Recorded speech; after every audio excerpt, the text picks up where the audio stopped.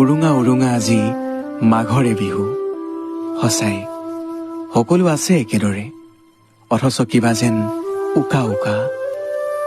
পাৰ হৈ যোৱা বছৰবোৰৰ তুলনাত গাঁৱে চহৰে ঘৰে ঘৰে বৰ এটা বাজি উঠা নাই বিহুৰ নতুন গীত। মানুহৰ মুখে মুখে মুখৰিত হোৱা নাই। আজি যেন গীতৰো জোৱাৰ উঠা নাই।